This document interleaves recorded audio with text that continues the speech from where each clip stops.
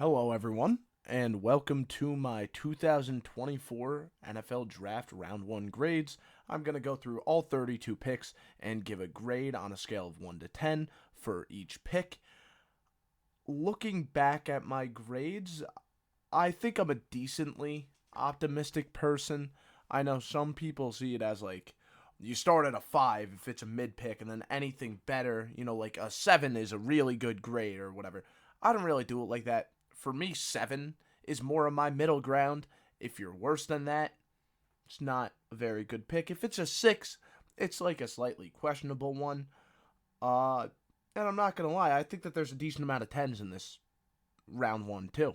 I really do. And again, that might be because I'm overly optimistic, but despite me being overly optimistic, I'm still over here having a far lower grade on the first overall pick than most other people, because most people are saying that this is at least a 9. A lot of people very willing to give this a 10. I'm not a big Caleb guy. Okay, I'll be honest. I give it a 7 because they needed a quarterback, and he's the best quarterback in the class. First pick, you need a quarterback, take the best quarterback. Okay, cool. That's fine. But in my personal opinion, I don't see Caleb as this generational, unbelievable prospect. I think he has a generational ceiling, but he isn't this remarkably safe quarterback that there's no reason to not take number 1. Do I think the Bears could have handled this pick any better? No way. I think this is the best thing they could have done with the number 1 overall pick. 100%. Because if they traded back, they weren't going to get Caleb, and they wanted the best quarterback in the class, obviously. So maybe it's a little bit unfair for me to give them a 7, because in their situation, they did the best thing they were supposed to do, right? They did the best thing that they could have done, and this was the thing that they were supposed to do, and they did it. Cool. Like I said, 7 isn't bad. This is just like, I don't think Caleb is like a top-tier player in the draft class, in my mind. I really don't love him. I acknowledge how high his ceiling is, and I feel like that's the main reason he's going number 1 overall. Not because of how he is currently as a player. He's a little bit more boom or bust than I would like to see the number 1 overall quarterback be. But a lot of people disagree with me on that specific statement. A lot of people also disagree with me in terms of my evaluation of Jaden Daniels. Some people really think this guy is just right away just dead. Right? This guy isn't the second best quarterback in the draft class. He's not even the third. He's barely the 4th, right? You see some people that are really low on Jaden Daniels and feel like he's going to have a very short tenure in the NFL. And I disagree. I think that Jaden Daniels, despite being a flawed quarterback, his strengths are rare, okay? And he's very good at the stuff that he's good at. Plays the ball really well. Very good runner. And I think the parts of his game that people consider weak are a little bit overblown, okay? Does he have the best field vision in the world? No. Do I think it is anywhere near as bad as people are acting like it is? Absolutely not, okay? I could see Jaden Daniels being a bust, absolutely. I'm not saying he's an overly safe prospect. Again, I gave them a 7 out of 10 too, right? But I don't think he should be getting... I don't think Washington should be getting hate for picking him 2nd overall. I see this as another mid-pick. The Patriots, on the other hand, they need a lot of things. Okay, they need a lot of things. And for me, this felt like they took a quarterback because they think they need a quarterback. When you have Jacoby Brissett, you're not expecting to be competitive overly soon, right? Rock with Brissett for a year. Okay, Brissett is a capable quarterback. Rock with Brissett. Either trade back or take Marvin Harrison Jr., build the stability around your young quarterback, and for now, just use Jacoby Brissett as a bridge guy, right? Rock with Brissett for the year, build the stability, and then take your franchise quarterback next year, because you're going to have a high pick next year. The way I see it, if Drake May starts a single game this year, he's getting crucified. And it's not particularly his fault. The fact is, the Patriots roster is just too weak to have a rookie quarterback in the game. And he probably isn't going to be a day 1 starter. But even then, even if this is a plan for the future, which the Patriots should be planning for the future, I don't think Drake May is this extremely rare quarterback that you have to take third overall. Especially when, like I said, Marvin Harrison is on the board. Especially when you could trade back for a team that actually really wants Drake May. I don't think this is a quarterback worth the third overall pick. It's just that simple. Mix that with the fact that the Patriots are a team that doesn't need to be drafting a quarterback, and they really should just be going most valuable player, best player available type of situation. I don't get it. I don't get it. Or I get it, but I think it's a very flawed process. And I know Drake May is another guy, has a very, very high ceiling, but his lows are low, man. So I really do not love this pick. Marvin Harrison Jr., though, on the other hand, this is a 10. This is a 10. I know a lot of people are saying to themselves, how could you give this one a 10? I mean, everyone knew they were going to do it, right? He was supposed to go right here. He was supposed to go right here because the other three teams ahead of them value the position of quarterback too much. Okay? He wasn't supposed to go here because the fourth best player in the class. He's the best player in the class. Simple as that. Even accounting for position value, he is the best player in the draft class. Yet, he was there at fourth overall. Just because we all expected it doesn't make it a bad pick. Doesn't make it less of a special pick. Okay? The Cardinals didn't overthink it. They did the simple thing. Marvin Harrison Jr. fell right into their lap, and they're going to reap the benefits of this. I think that Cardinals offense is going to be much better next year than everyone is expecting. Okay? I think that this Cardinals team is going to be very, very good for the next couple of years because Kyler Murray is a very good quarterback. Marvin Harrison Jr. is a spectacular receiver, and he's going to go ahead and win Offensive Rookie of the Year, too. I'm telling you that right now. Absolutely dominant player. Super excited to see what he does in Arizona. Simple pick, no-brainer. They made the right call. Now, the Chargers, this one was a big surprise. A lot of people saying Nabers. I thought Rome Odunze just because he's more of like a John Harbaugh character, right?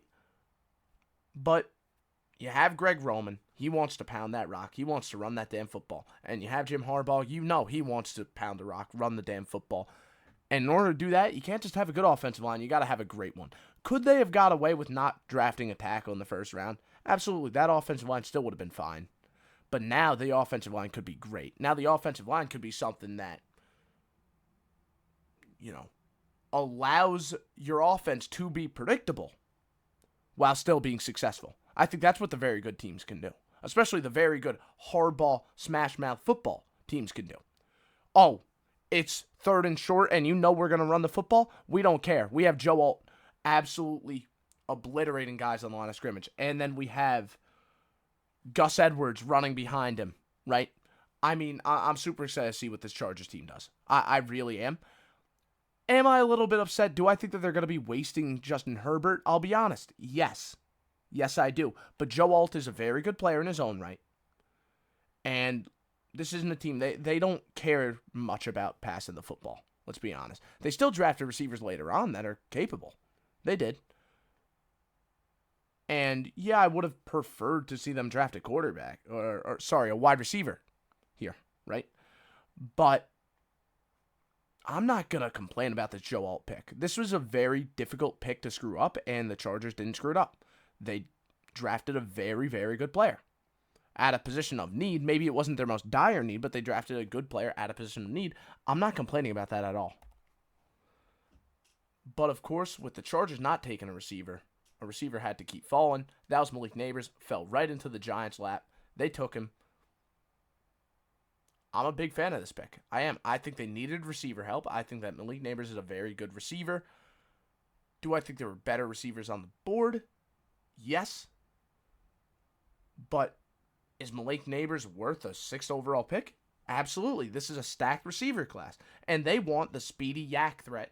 They got the speedy yak threat. Now, instead of seeing Paris Campbell get tackled 3 yards behind the line of scrimmage whenever they try and throw that stupid screen pass, that stupid bubble screen, now they have a receiver that could actually make plays after the catch.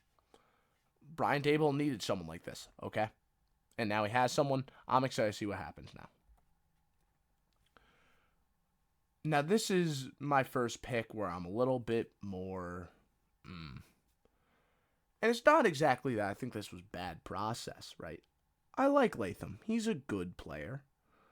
And the Titans needed a tackle. So why do I only have it as a 6 out of 10? Well, my thing here is, while I like Latham, I don't think he's worth the 7th overall pick. Now, clearly Tennessee disagrees, but I respectfully disagree with them here.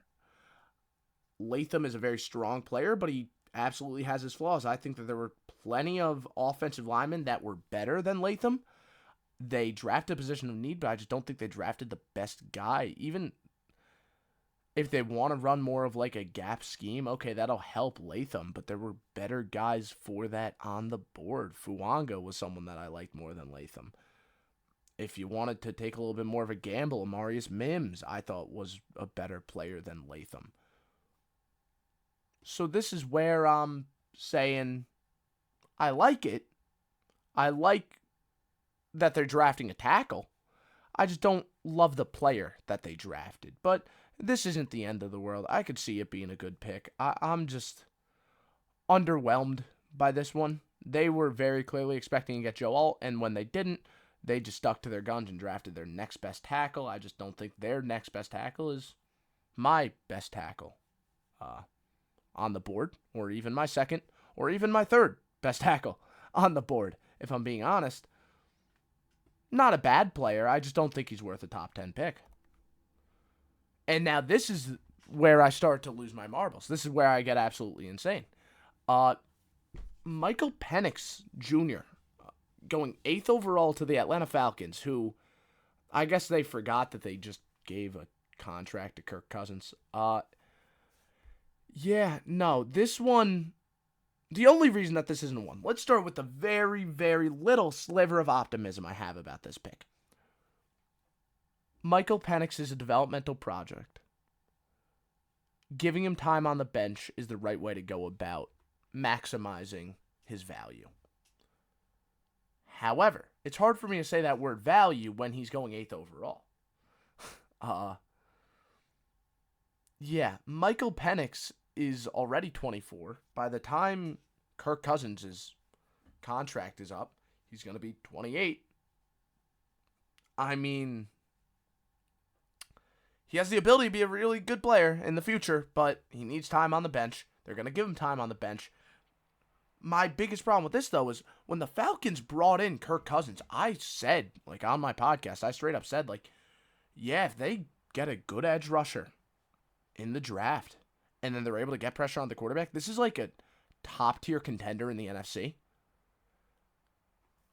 And, well, I guess screw that, right? I guess screw that. Let's draft our future investment in Michael Penix instead. And it's not just that you're not maximizing your current roster by doing that. It's also, first off, Michael Penix isn't a player worth a top 10 pick, in my mind. Not at all. I think he's barely worth a first rounder, if I'm being honest. You took him in the top 10, so that's insanity.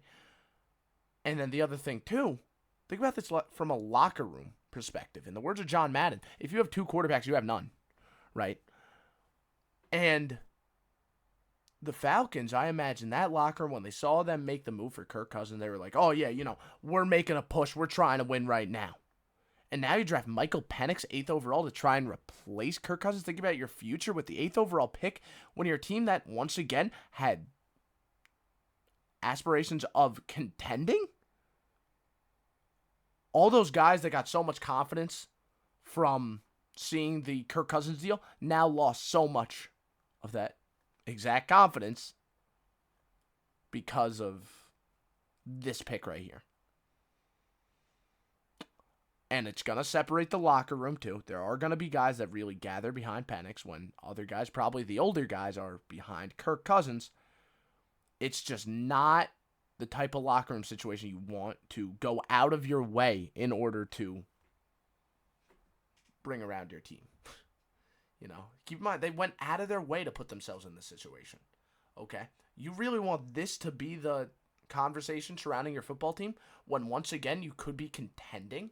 You could at least have people talking about you contending. Now it's, are we trying to win right now, or are we thinking more about our future? What's going on? What's going on? And yeah, you could try and find a balance of both, but this is not what a balance of both looks like. This isn't. This is a stupid idea. This is bad process. This is simply piss poor drafting. Michael Penix going to Atlanta. Awful pick. Awful pick. Bears, on the other hand, though, they did a great job. They did a great job. They did what they were supposed to do. That 9th overall pick, the fact they had the 1st overall pick, that was a gift, right?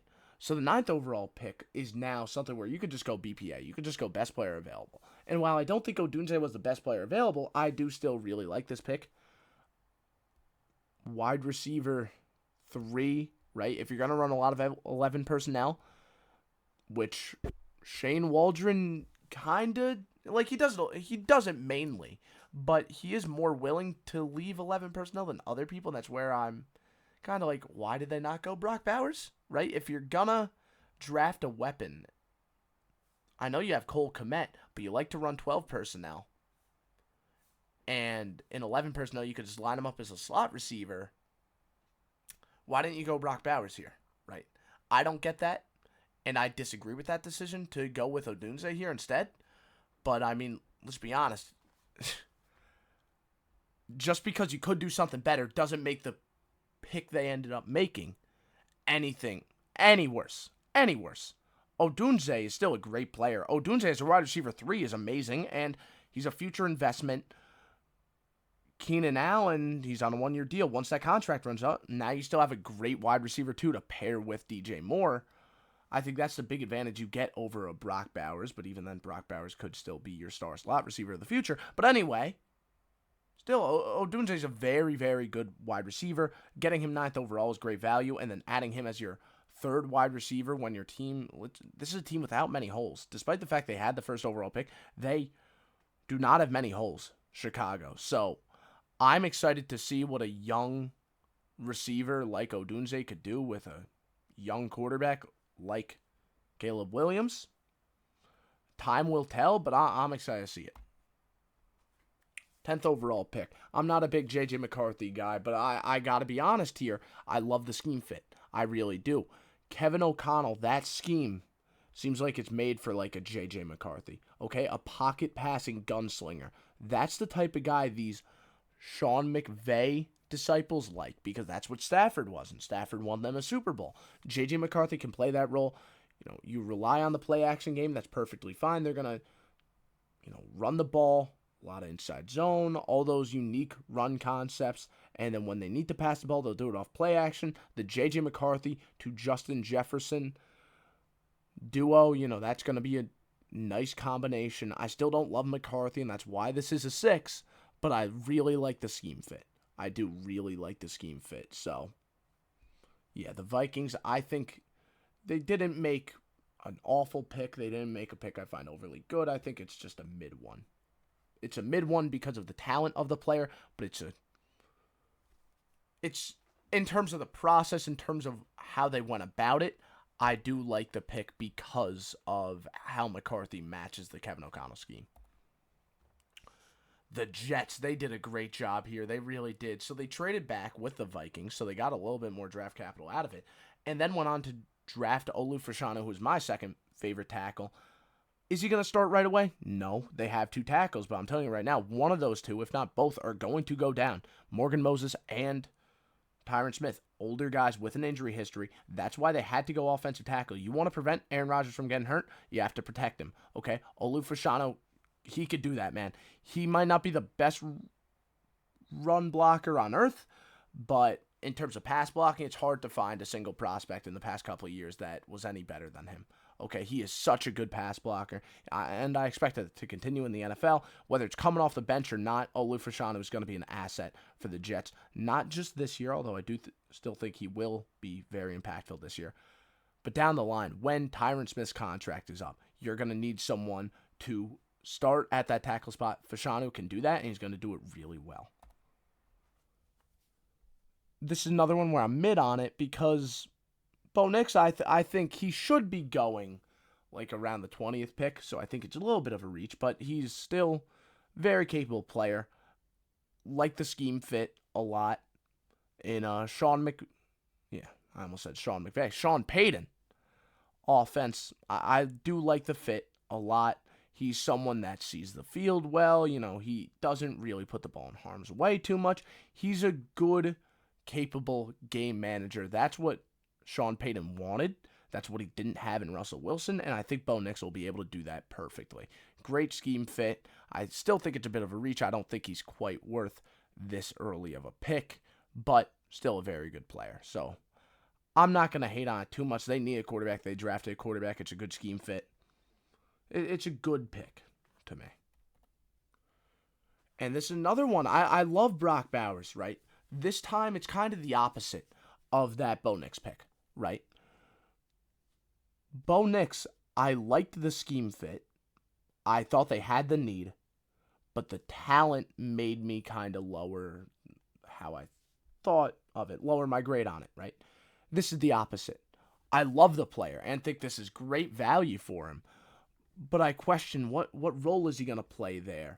Do the Raiders even need him? Do they have bigger needs? Listen, I think Bowers is an amazing player. Amazing player, okay? I could make a very strong argument for him being the second best player in the class. All right? However,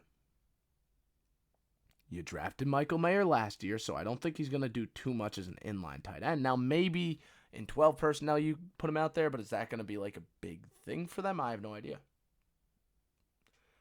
And then I like him as a slot receiver, but Jakobi Meyers is supposed to be the slot receiver. So, again, I don't really know what his role is going to be. However, he's a phenomenal player. It's very difficult to misutilize him.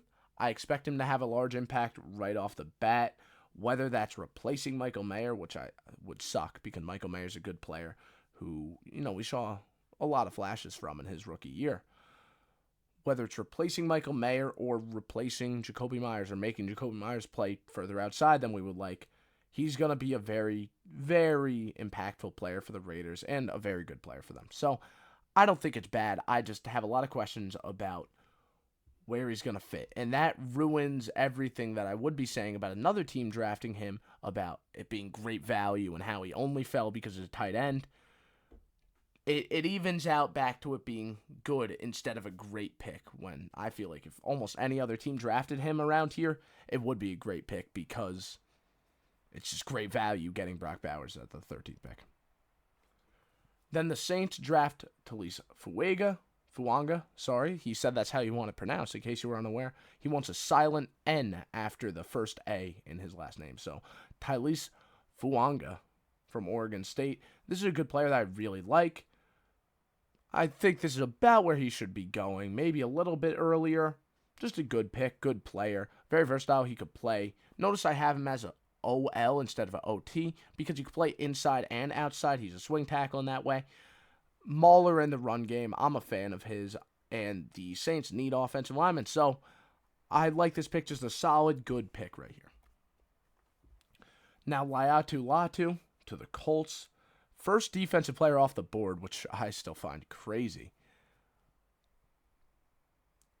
He's a good player, very technically sound. I have a lot of 7 out of 10s in a row. I'm just now noticing, but I'm not going to lie to you guys, just to differentiate the numbers. The fact is there's a lot of good but not great picks in this area, right? And Laiatu Latu is one of them. I think he's very technically sound. He has a lot of upside as a pass rusher because of how technically sound he is and how many moves he has in his bag. I've questioned about him as a run defender. I find it very interesting that Gus Bradley brought him in because he's not a very Gus Bradley type of edge. But you know what? I do like the decision to change. Normally, Gus Bradley wants run defenders that could contain the outside, and that's it. If they're good at getting to the quarterback, cool, but that's not the main priority. Laiatu Latu isn't great at holding that edge. Now, he could get past offensive linemen in the run game because of how technically sound he is and because of how good his hands are, but he isn't going to, engage or have a blocker engage with him and then just hold his ground, okay? He's going to get blown back a couple times. So Gus Bradley, I'm surprised he made this change, but I'm not really against him making the change, right? They need pass rushing juice, and Latu will provide them with that.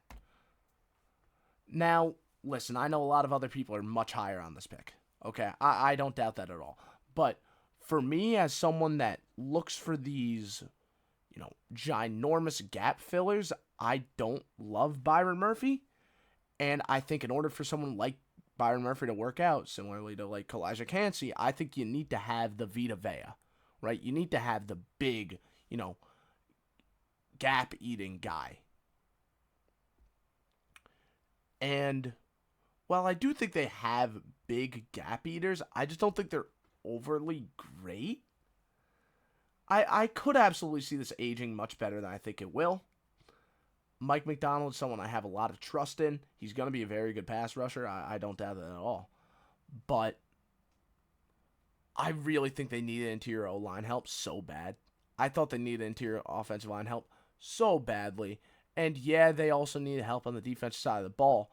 But Byron Murphy is a name I look at, and it doesn't wow me the way it does some other people. Okay, I acknowledge his upside because of how great of an athlete he is, but I struggle to love these smaller interior defensive linemen unless you have another absolutely huge and dynamic gap eater alongside him. And while they do have guys that fit that bill of gap eater, I don't think they're great enough to make up for Byron Murphy's lack of size. Now, I could absolutely see this blowing up in my face and him being a great player, but for me personally, I think with the interior offensive line need and the fact that I just don't love Byron Murphy like other people, it's hard for me to say this is some overly great or even like a good pick. I think, again, it's a mid one. It's a mid one because it could absolutely suck or it could be absolutely amazing. That's why it's a mid pick. Now, the Vikings traded up to take Dallas Turner, the edge rusher. He was falling down the board a lot further than anyone would have expected. And the Vikings, they made the moves they needed to make in order to bring him in. And it's a good pick in my mind. Dallas Turner at 17, that's great value. However, I don't think they were in overly desperate need of an edge rusher. I like the combination of Van Ginkel and Jonathan Grenard. So for me, I didn't think this was an overwhelming need. Meanwhile, they did have other overwhelming needs. Corner, cough, cough. I also think the way that Brian Flores' scheme works with, a lot of blitzes, a lot of simulated pressures, it makes the job easier on an edge rusher and makes it so edge rusher shouldn't really be a position you're prioritizing too much, right?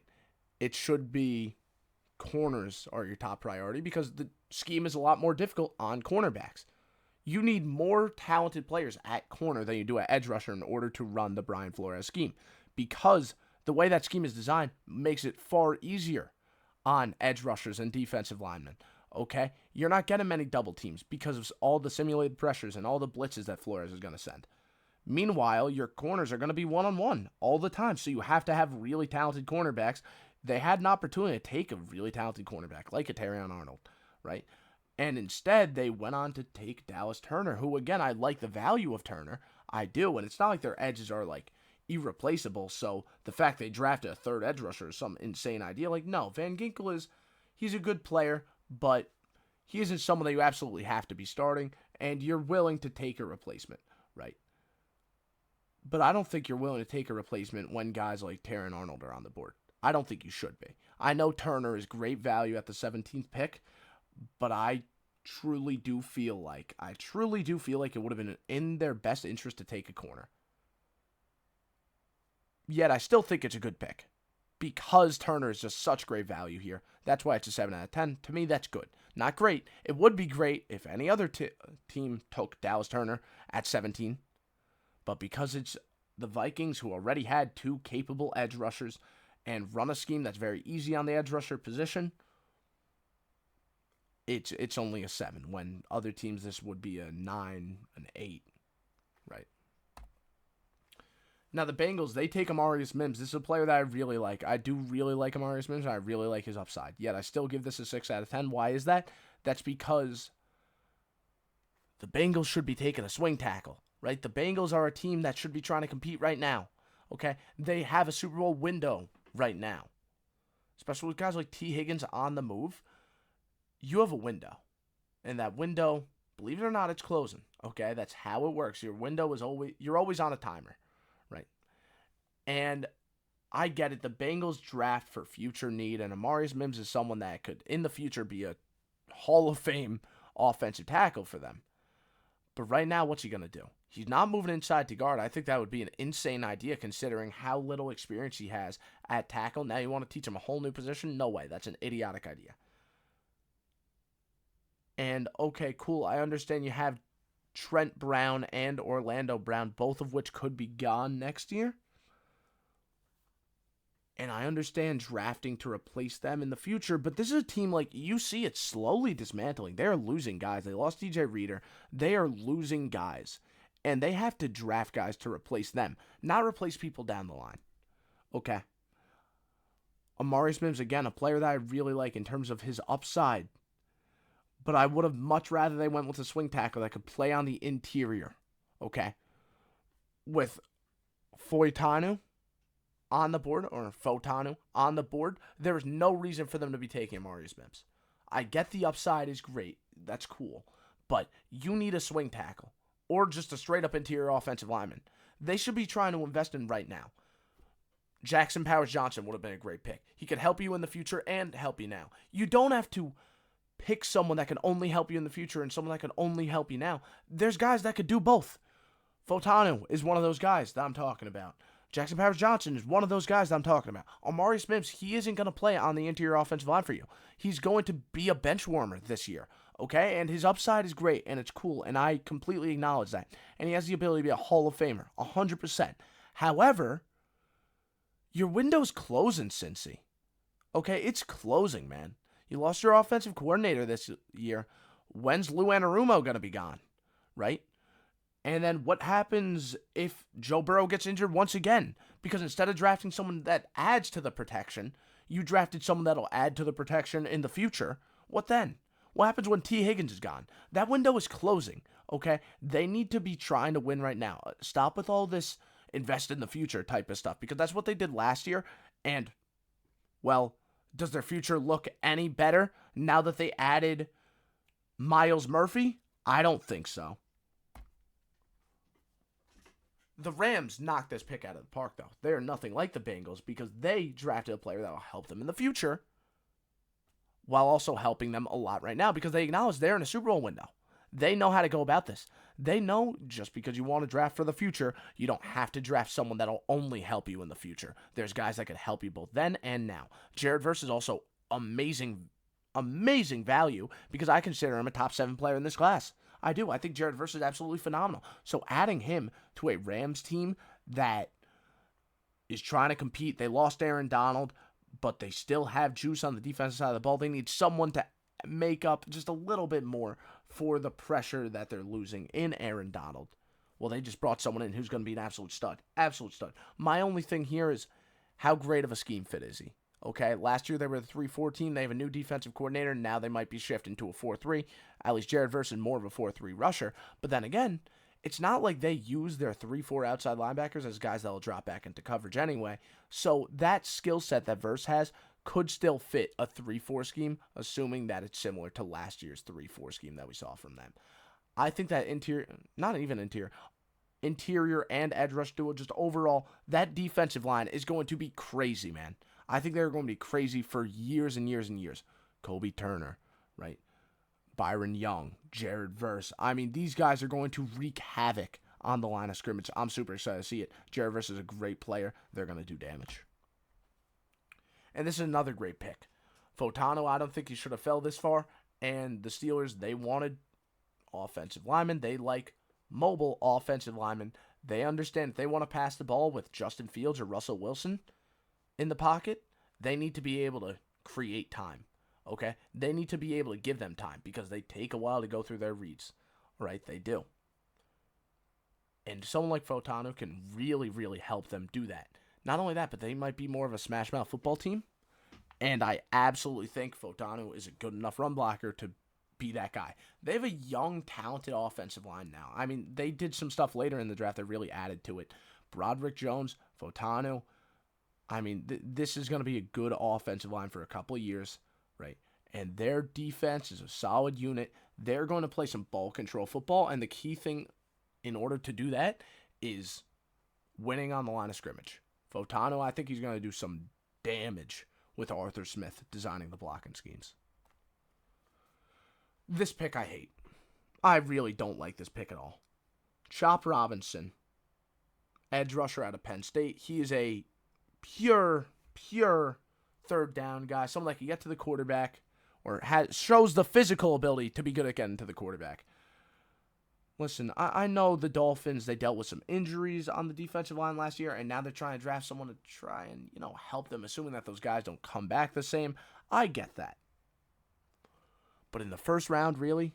I mean, the Dolphins are really good at developing edge rushers. So how about you take advantage of that by not drafting someone who's a raw prospect in round 1, maybe draft a raw prospect in the 4th round. That's what they did. They drafted Mohamed Kamara. I really like that pick. But it makes me question, why did they do this? Okay, why did they do this? You don't need to be 5 deep at edge rusher. Okay, they have 2 guys who are very capable. They're coming off injury. Okay, I understand that. But still, Chop Robinson, when you have this many needs, you have needs on the interior offensive line.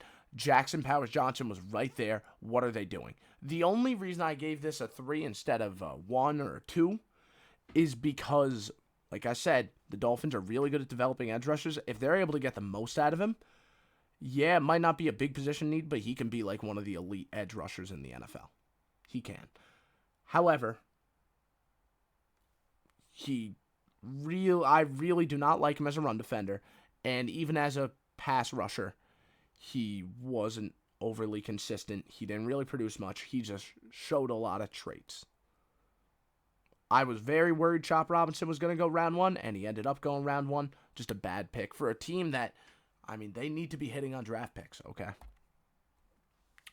Now, this is how you hit on a draft pick. Quinion Mitchell should not have fell this far, but he did. And Quinion Mitchell is a very good player that fits their scheme. He's a very good zone defender. Absolutely love him. All the athleticism that he brings. Strong player, too. He's just overall great. Really the total package for a zone corner. I'm a big fan of him. True ball hawk. I mean, he's going to make some plays for them. See how simple that was? I didn't have to go on any overly long rant. Just a simple, good pick with a player who was falling. And Brian Thomas Jr., he was a player that was falling. The only thing is I think he should have fell further. I'm not a big Brian Thomas Jr. guy. I'm not. Now, I do acknowledge, the Jaguars, they wanted like a 50-50 ball guy. They wanted like a true Z receiver, and Brian Thomas Jr. could do that. And they needed a wide receiver, but I just don't really like Brian Thomas Jr. as a player. I think he could be pretty one-dimensional. I don't think he's an overly great route runner. It's just that simple. And I think they needed help on the interior offensive line. Once again, Jackson Powers-Johnson was right there. Defensively, they could have used some help too. I get it. You want a star receiver for your young quarterback, but the fact is you drafted that quarterback number 1 overall. He might not need all the help in the world. Okay?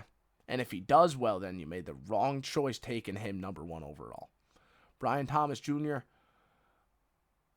listen, he wasn't going to fall much further. I know he wasn't, but I still truly do think he should have. I think he's far more one-dimensional than people are acting like he is. That being said, he is a very, very good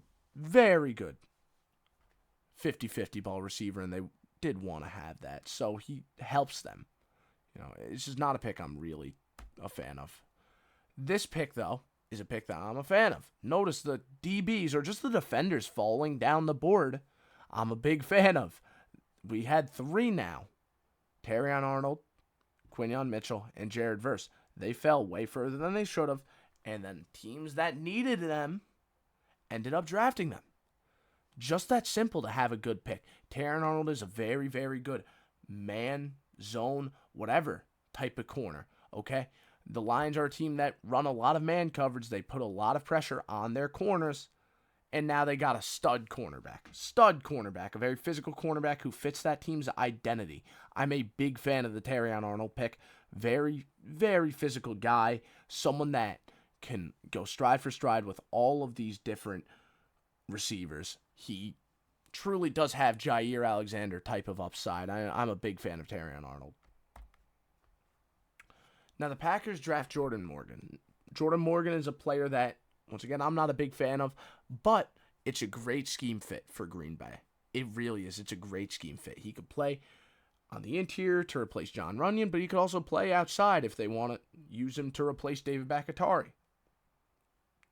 Very good zone blocker. The Packers, LaFleur is a disciple of Kyle Shanahan, so of course he runs a lot of outside zone, inside zone. That's what these Shanahan schemes are. Okay. Morgan is a great player for that. Very good zone blocker. Once again, I don't love the player here, but I love the scheme fit, and that makes this an overall good pick. Graham Barton, though, I dislike even more than Jordan Morgan. I know I'm one of the only people that don't really like Graham Barton, but I think this man just doesn't have NFL caliber offensive lineman strength.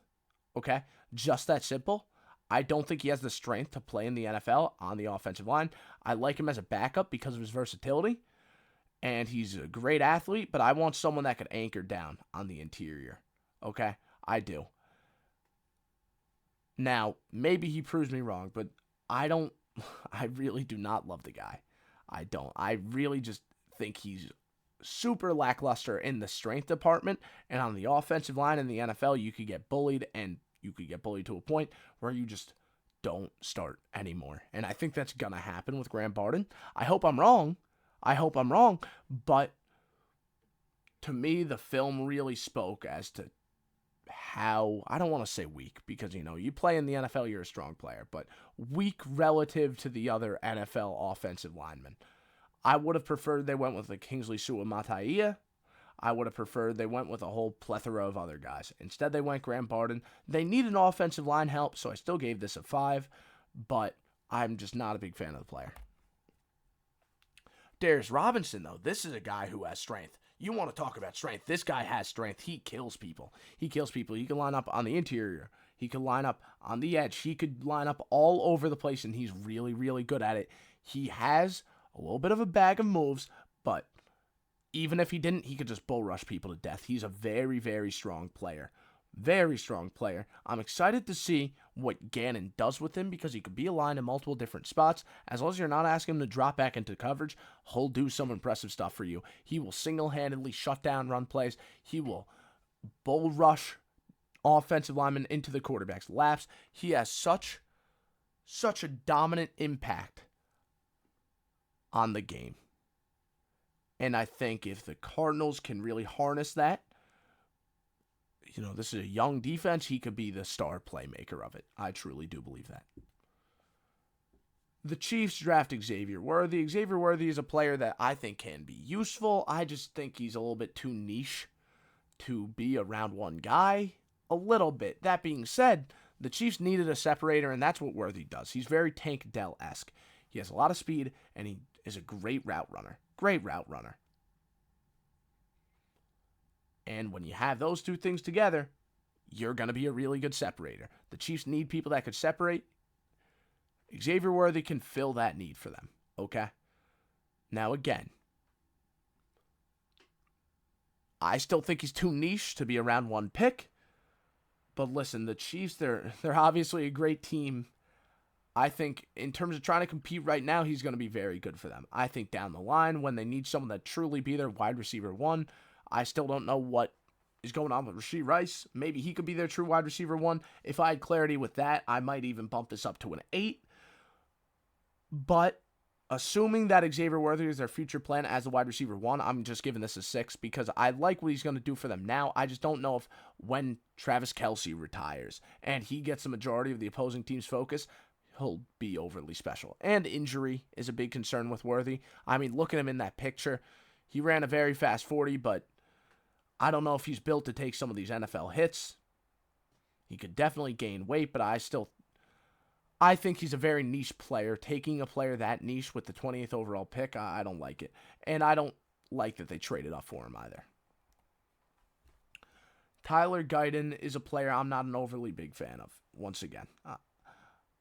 Yet, I still feel like if there's a team that can make him work, it's the Dallas Cowboys. Okay, very raw player. Very raw player. But he has those traits. And the Cowboys, they're very good at getting guys that have those traits and then making them into stars. Okay? Look at their superstar right guard, Tyler Smith, right? Tyler Guyton could be a very similar player. Because he has all those traits coming into the league. It's just the consistency and the technique. And the Cowboys, they're very good at developing offensive linemen. I don't expect that to end anytime soon. If there's a team that can make Tyler Guyton work as a first-round pick and make him into a first-round pick caliber player, it'd be the Dallas Cowboys. So, I am excited to see this. I just am not a big Tyler Guyton fan. They did need the offensive lineman, though. Nate Wiggins here. Great value. I love Nate Wiggins. But this is where I ask questions schematically, right? I don't know what the Ravens' defense is going to look like with Mike McDonald no longer calling plays. I don't. And I love Nate Wiggins as a off-man corner. I don't know if I'm going to see that a lot from them. Because last year they weren't really that. And he could play zone, but I like him more than anything as an off-man corner. I don't know. I didn't feel like I saw that too much from the Ravens. He's a very good player, but I think he needs to be in a certain situation that the Ravens won't provide him with. And maybe I'm completely wrong. And that's why I'm giving it a 7 out of 10, because it's a new defensive coordinator. Could be a very different defense. I'm just very confused I am really questioning what type of defense this is going to be. And I think that is going to impact a lot of how good or bad of a player Nate Wiggins is. Ricky Pearsall is a receiver that I really did like, and I'm glad he went in round 1. He deserves to go around here. Great route runner.